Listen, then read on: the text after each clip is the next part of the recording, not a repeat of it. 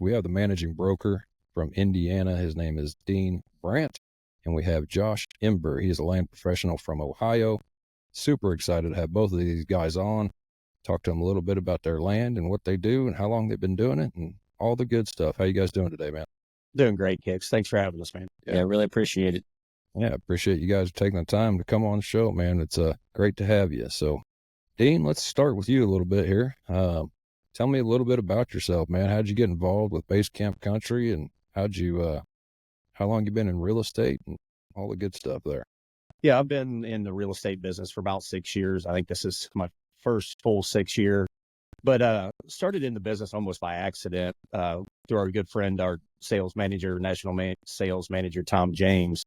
And that I had a piece of property I was trying to sell that had a bunch of problems with it with some other agents. And Tom actually got a hold of me, and he ended up helping me sell the property. And through that, over the next couple of years, he and I built a pretty strong, friendship and stayed in touch. And he actually was working for another company at the time that had an opening in the area where I live at. And he thought it'd be a good idea for me to come on. I didn't think, obviously, that I had quite the tools in my tool bag that Tom does to join a company and do things like that. But anyhow, that ended up working out and being successful. I was with that company for just a little over a year and had the opportunity to come help start Base Camp, and obviously was excited to take it and start on a new adventure with a new company. And obviously with Tom at the helm as our national sales manager, I was happy to come on and get started in Indiana for him. That's the long and short of a 6-year window of time. Awesome. So how long have you been managing broker there in Indiana? I think this is actually my 3rd year now that I think about it. So got to bring on a lot of great guys. And obviously when you help start the company from the ground up, part of what I would do was help Tom, onboarding. We're adding agents all over the country. Sometimes there's too many questions for one person. So a lot of times I would be the guy that would help when Tom, needed a hand, or he was on vacation and they just needed somebody to call to talk to. That, Josh was one of them that came on well after me that, had a chance to help them, learn, not just the paperwork, but the questions and, what to expect and how the whole process works. And then just, be there as a resource as they grow and they learn to, be a part of the business. There's a lot of different things that can happen. And, you can't know everything when you start into a whole new world like this, and just being a good resource for anybody in the company when they have a question or need some help. Well, Josh, let's talk a little bit about you here real quick. How long have you been involved in Base Camp Country, and when did you get started with real estate? Tell us a little bit about yourself, man. Yeah, so I have been doing real estate now for about 3 years, just over. Started right after COVID. So it's kind of a long story on how I ended up getting connected to these guys, but I worked for the state of Michigan. I have a degree in wildlife management, so I worked for the state Division of Wildlife in Michigan for about 6 years. I had been up there, had moved away from here in Northwest Ohio, and I was up there for a while, got to the point where we were kind of looking to get back home to Northwest Ohio. Actually met a mutual friend at the National Wild Turkey Federation National Convention by the name of Pat McFadden. A buddy of mine introduced me to him and really thought the world of Pat. I thought he was a great person. Got his contact information. Was back home working in Michigan. Started looking at options a little more seriously. Was approached by a local Michigan real estate company looking to do land stuff. So I actually contacted Pat because I knew he was in the real estate world, and I wanted an honest opinion. And if you know Pat, he'll give you an honest opinion of it. So yeah, I reached out to him, and he said, "Well, actually, we just got our license in Ohio. Would you maybe be interested in talking to my national sales manager?" I said, "Yeah, absolutely. I'd love to do that." So he goes, "Well, you may know him. His name's Tom James," which I was. I'm a land management professional first, so I knew who Tom James was from the land management side, and then reached out to Tom, got connected with him, drove down to Indianapolis during COVID, met with Morgan and Tom, and the rest is kind of history at this point. Started up and have been running since, so awesome. It worked out. Well, we had Pat McFadden on the last episode 3, and he got to tell a little bit about his life story, man. That is an awesome guy right there. So Anybody that doesn't know Pat McFadden, get to know that guy, man. He's fantastic. Absolutely. Well, Dean, talk to us a little bit about you. You went to Hocking College and Adrian College, and looks like you studied some forestry and wildlife management and environmental science. Tell us a little bit about that, man. What got you involved in that? Well, I just grew up over, actually not far from where Josh is at now, just south of him over in Ohio, and just out in the middle of absolutely giant ag country, little, pockets of woods. But I'm the youngest of three boys, so my older brothers were very active in the outdoors. So you know how things kind of work. Little brother just tags along and chases them around. So over the years, my oldest brother actually went to Hocking College, I think for a year himself. And so I kind of got to be familiar with the school down there. And if you don't know anything about Hocking College, it's a 2-year degree program for everything they do. They've got a nursing program, a basic police officer. I think they've even added some stuff since Josh and I were down there. But the really cool thing about that college is it is all hands on, where a lot of times, and you go to a 4-year degree college, you're going to spend as much time in the lab and in lecture kind of even, where Hocking College, you spend a couple hours a week if you're lucky in the classroom. Most of your time is on a school bus out in the middle of absolutely nowhere, Wayne National Forest, looking at trees, doing birds ornithology, dendrology. The field biology class is one of my favorite. Go walking creeks, looking for creatures, and learning everything you can about the wildlife and habitat outside, not in a classroom on a PowerPoint slide. You're out there walking the woods, doing the doings. I remember going out and doing the grouse survey in the springtime, listening to them drum and doing that kind of stuff. So it was a really awesome experience going down there. One of my few regrets in life is I didn't finish that degree before I transferred up to Adrian. Obviously, young guy, still wanting to had aspirations to play football. So I transferred up there and got into their environmental science program up there, which was really neat. It was a little different version of Hocking. A lot of the professors were a lot like I was, of let's go out and set fish traps in March and April in Michigan. The water's temperature is probably like 45 degrees or something. We're out there wading around putting fish traps out. But it was a great experience. I spent quite a few years after I got out of college in Michigan up there working for marinas and different companies there locally before I moved back to Ohio. Yeah, all of my education after high school is everything to do with wildlife management, forestry, game wardens is where I was kind of heading at that point. But back in 1990 something, we won't get into the specifics, but there wasn't a whole lot of money in being a game warden, so you kind of ended up somewhere else. But luckily now through magazines and friendships and stuff, I've just continued all that knowledge and growing of the wildlife management, habitat work. Tom and Josh and Pat and all sit around and talk about all kinds of different trees and plants and ideas and throw things around at each other. And a lot of this is trial and error. What works someplace for Josh in Northwest Ohio might not be suitable for where I'm at here in Indiana, or even some of the guys down in Alabama. So it's just neat to get to talk about stuff and pull ideas from each other. Nobody knows everything about all that stuff, and we're still learning a ton. I've been hearing a lot of stuff from some consulting foresters here in Indiana about the benefits of burning in the woodlands. 10 years ago, nobody would even talk about that. And now it's becoming such a prevalent, discussion, because they've now started seeing the benefit of resetting, Mother Nature back to get rid of all that leaf matter and stuff. And now letting those forbs and stuff come back up. So it's an ever evolving thing. And that's what I love about it. Being surrounded by guys like Josh and Pat and Tom and, Zach up in Wisconsin. It's a lot of fun to be surrounded by people like this. Yeah, that's what I mentioned this on the last episode, but man, one thing I really love about working for Base Camp Country is the fact that we have guys like you and Zach Haas and Josh Imber and Tom James and Pat McFadden and like 5, 6, 7 guys, however many that got their degree in wildlife management or some kind of education, and they are just full of knowledge. And so anytime I have a question or anything, I call one of you guys up and you're more than happy to answer it. And it's awesome to just have access to that type of knowledge. No, absolutely. Yeah, it makes it so easy just to shoot a quick text. Hey, what are you working on? And see, what Josh is doing.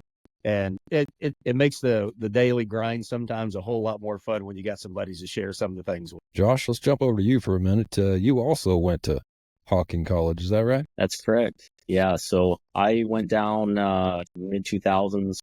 I got my degree wildlife management and wildlife sciences from Hocking, and then started right up with the Division of Wildlife in Ohio as a seasonal worker. So I worked for the next 4 years up in Northwest Ohio on a game area, mostly doing upland game bird management. Each area has its different focus. So I started doing burns and stuff up there and kind of learned the grassland side of things and some timber management there. But as Dean said, the pay is kind of tough. So I think at that time I was making just above minimum wage working for the state. So I was doing that. And then I was also working for a local co-op in the town. And I got my certified crop advisor training in licenses. So I really got into the agronomy side of things and had as much fun doing that as I was doing the wildlife side. Realized I could use both sides to work together. So went through my licensing, got my national certified crop advisor license. And then within about 6 months of me getting that license, I was offered a position full-time for the state of Michigan for the Dare Division of Wildlife on a managed waterfowl area. So I traveled north. I said I spent 6 years up there doing that, which was fantastic. That was a really fun job. So is that all you do now? Is just real estate now, or you still do a little bit of the No. So I've got my toes in a couple of different pools, I guess. So I'm in the real estate world. I also work with our former company that we were affiliated with, Basecamp Leasing. So I help on the leasing side as well now.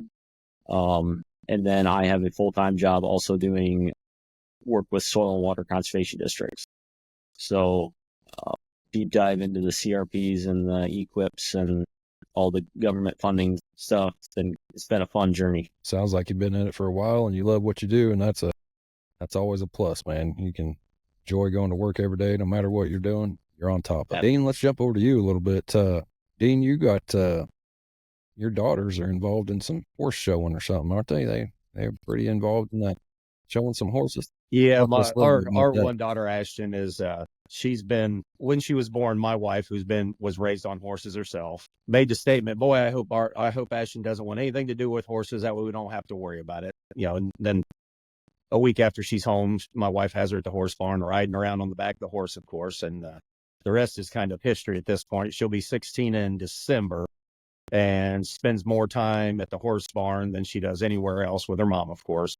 But yeah, my wife and daughter are all over the country, depending on what month and what day, depends on where they're at. But yeah, the horses are a wonderful experience for the kids and my wife. It gives them something to do. We always kind of joke, I don't have anything really to do with the horses anymore, other than I show up and hold the bucket, wipe the horse, wipe the boots, and do whatever else I'm told to do, clean the stall.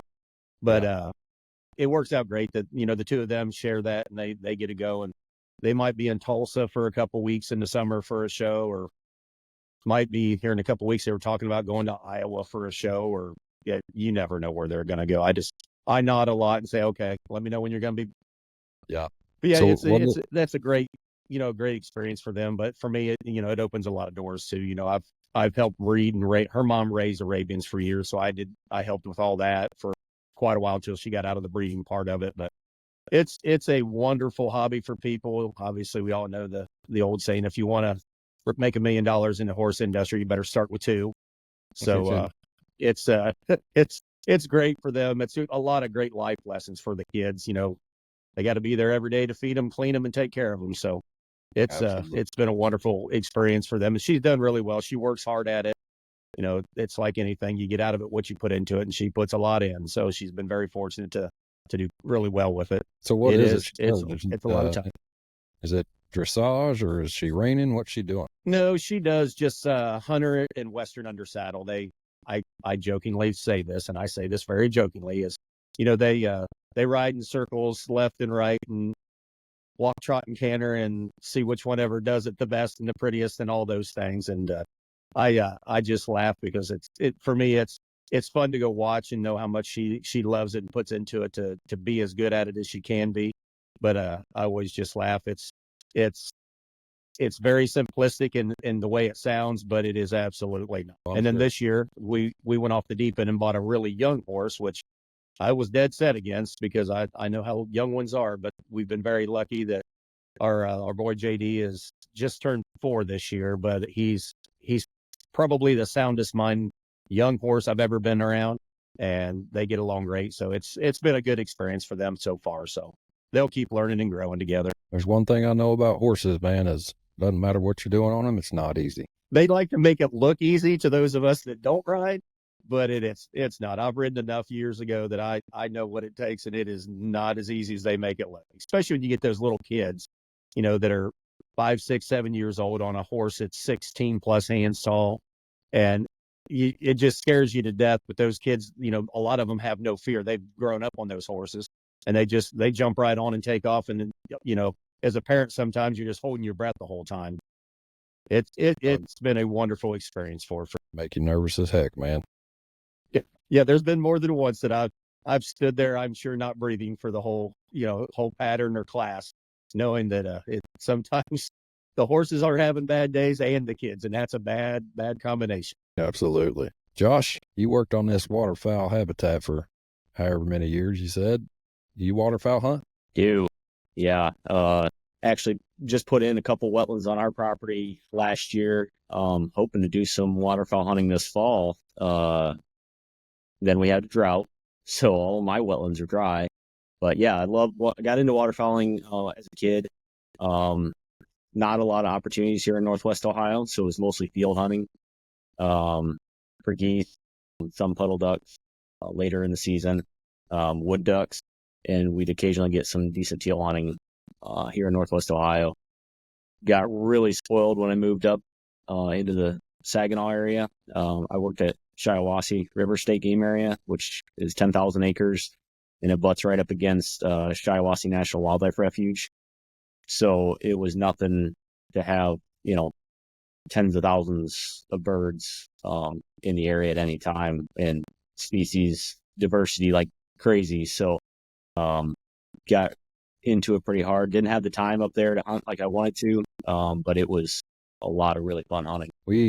I'm over here kind of in the southwest corner of Missouri, and our waterfowl hunting over here is about the same. It's not real great, but it's okay. It's gotten a lot worse, seems like, the last 4 or 5 years, and I don't know why that has changed, but go over towards southeast Missouri, over around the Boot Hill and stuff like that. There's some big time flyways and ducks and geese over there, man. Those guys, they're really ate up with it. Yeah, big issue we were seeing when I was in Michigan. We did the Mississippi Flyway wing bee. Basically, you look at duck wings and you ID them and figure out species and sex and stuff like that. And we talked to a lot of folks down there from all over the Mississippi Flyway, and we were seeing that birds were kind of short stopping, not getting all the way down to you guys. Yeah. Stopping at that like southern Illinois, Tennessee area and staying north more. And it only makes sense for a waterfowl species, right? I mean, only to work as hard as you need to stay alive. So if you don't have to go an extra 1,000 miles, why not stop and eat in a cornfield in Illinois? So right. Yeah, it's definitely changed. We used to do a ton of hunting, waterfowl hunting around this area, man, and just we kind of quit doing it, really. I mean, we still do it a little bit, but not near as much as we used to, just because it's changed so much in the last 4 or 5 years. Yeah, I was really hoping to get into some decent teal hunting this year. Just love hunting teal. I love going out early season like that. The weather's nice. It's easy to take friends and family and stuff along. And like I said, if we got a drought now, and I can drive across with a tractor any of my wetlands right now. There's like 3-inch cracks in the bottom of them. So that's not good at all, man. Well, is your guys' deer season rolling yet, or I know it started here in Missouri back on September 15th, but I wasn't sure about Indiana, Ohio. You guys? No, Indiana doesn't start yet. When do you start in Indiana? We start October 1st, so we've got all of this week, I guess Wednesday of next week. I'd have to look at the calendar to be sure, but yeah, it's October 1st, no matter what day it falls on. Okay. And what about you? I'm ready, though. When do you guys start, Josh? Ours is the last weekend of September, usually. This year it'll be, I believe it's the 28th. So Okay. Yeah, we run pretty late. We run all the way to the beginning, basically, of February. So we get a really good late season here, which I like. We don't start as early, but Yeah. usually on our property, it doesn't really matter anyway. We generally don't get the bucks pushing in our property till later in the season. Yeah, I think they started a little early here in Missouri. My personal opinion, it's still really hot. Like yesterday, it was 90 degrees. Like I'm not going hunting in 90-degree weather. No, I Um, skipped Kentucky this year just because of that. I was like, even though it was a nice cool weather this year to open, I just decided I wasn't going because I expected it to be 90. yeah, man, you're going hunting in a tank top and shorts. Last year, I had to take a towel with me to the tree stand to keep wiping it off the sweat because I was just soaked. And I was like, this isn't fun. I mean, it was, but not near what it should have been. But whew, that's hot. Yeah, I complain about the heat in the early season, and then I complain because it's negative 30 with wind chill, in the middle of January. So I just can't be happy. yeah, it's one or the other. Yeah. Get you one of the tower condos and put an AC unit and a heater in there and you'll be good. Yeah. Well, that'd be nice, wouldn't it? I'd like to have one of those. Heck yeah. I got room for a couple. That's why I really like rifle season, man. I hunt out of a blind during rifle season. Man, I just throw that little Mr. Buddy heater in there. Nice and toasty. Man, I tell you what, whoever come up with that all those years ago was a genius. Those things. They're fantastic, and they warm you up quick. Oh yeah. Well, yeah. I mean, they've even adapted it now to where, like, I was up ice fishing with Craig this year, and you can set these little trays over the top of it and cook your hot dogs and whatever you want to warm it up there for your sandwich while you're out there ice fishing. I didn't know that. Yeah. Oh yeah. There's all kinds of good inventions out there for sitting on top of that to get things warmed up. They're pretty handy. Guess I might have to do some shopping, see what I can find. Some birthday and Christmas coming up. Tell us a little bit about what the land is like up in Indiana, man. As far as prices are concerned, and what kind of land do you guys deal with most? Is it mostly recreational land or ag land, or what type of land do you got there in Indiana for the most part? Well, Indiana is a very interesting state, a lot like Ohio, as Interstate 70 cuts the state almost perfectly in half, north to south. And it is also the topography dividing line of where the big heavy tillable starts for the northern half of the state, where the southern half is a lot more recreational woods. And the further south you go towards Kentucky and Illinois, you get into a lot more hilly, rough, topography, bigger woods, less tillable. So it's really unique because I'm literally, if I look to my right, I'm looking out my front window, I'm looking at Interstate 70. So I live in the tillable, but literally you go to the south side of Wayne County here in Richmond, where I live at, and you start to see that topography really change with some drainages feeding in down to the Brookville Lake area region, and then obviously on south into the bigger timber ground down there. So it's really unique in how it's kind of divided in half just by the interstate. But the tillable ground, right now, it's going anywhere for, obviously, it's like everything. There's a little bit of a range dependent on how good and how, what the fertilities and stuff are. But anywhere from about 10.5 an acre up to about 17's the high end right here in Indiana. But you go right across the line over to Josh there, and good Lord, Mercer County. Last time I heard, there was auctions starting over there and this is literally just 20 miles away, that auctions were starting at 19 to 20,000 an acre to start the bidding. So, it's kind of all over Indiana. I mean, our guy, Jake Nuring, he's got a listing right now down in Switzerland County. It's just at like $4,400 an acre. And that he hadn't been able to get that one quite sold yet. So it's such a broad range. I just closed one last week up just north of here. It's a recreational property. It's in all set aside. It's in a BAT program for native species and tree planting and a bunch of stuff. And beautiful piece of ground.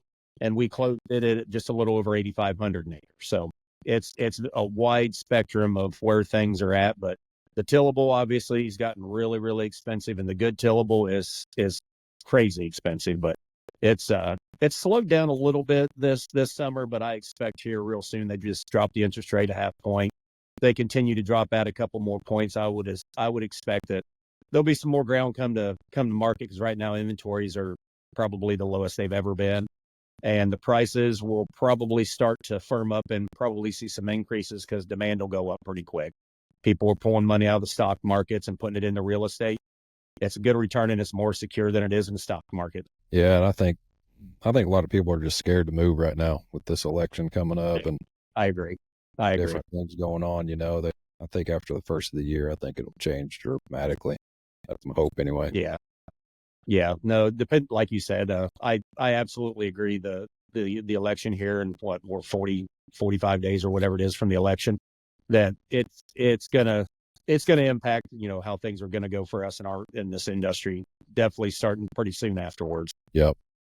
Josh, what about you guys over in Ohio, man? What's the land looking like in your area? Yeah, so like Dean said, you can kind of draw a line kind of diagonal across Ohio, from up around the Cleveland area down to about Cincinnati through Columbus. Everything south and east is very hilly for the most part.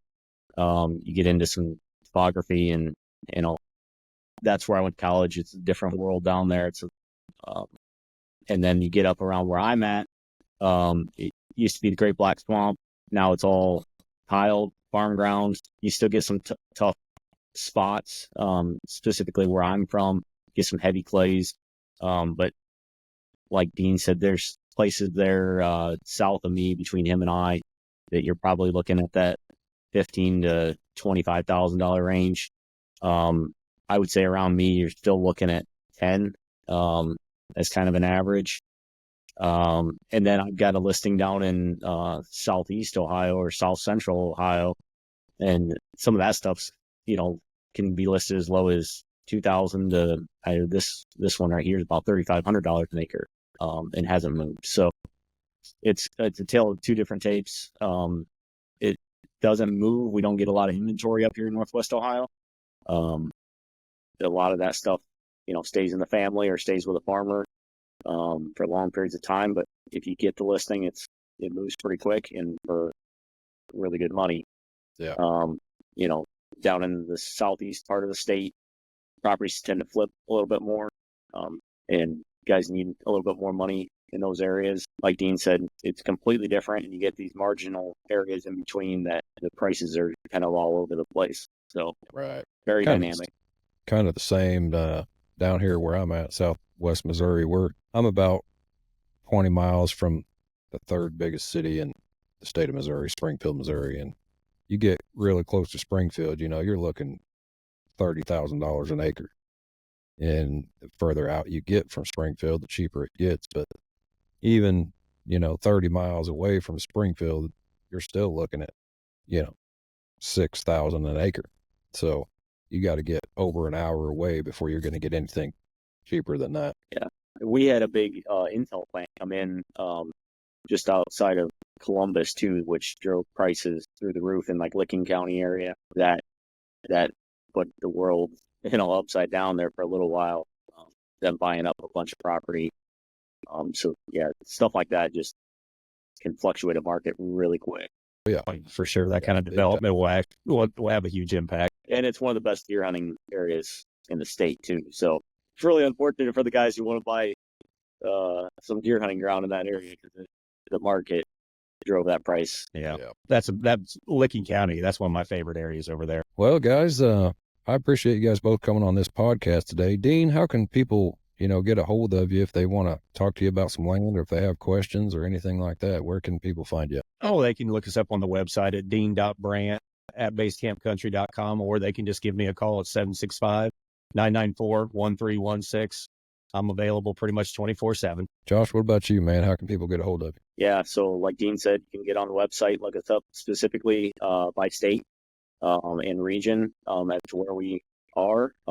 Other than that, yeah, josh.imber@basecampcountry.com and 419-438-4301. And yeah, my phone's always on. So well, our website is basecampcountry.com, and you can search any one of these guys up on Facebook or Instagram or whatever social media, and they're probably going to have it. So just type in their name, Dean Brandt, and Base Camp Country, Indiana, and it ought to pull up, or Josh Imber and Base Camp Country, Ohio. That'll pull up as well, and social on Facebook for sure. So, guys, any final thoughts? Or nope, just appreciate you having us on and taking a little time out of your day to visit with us and hang out. Yeah, absolutely. I appreciate you guys taking the time to do it. We got a pretty good episode here, so I'll let you guys get back to it and enjoy the rest of your day. This has been episode number 4 of the Base Camp Country podcast. I appreciate you listening. we'll see you for episode number 5.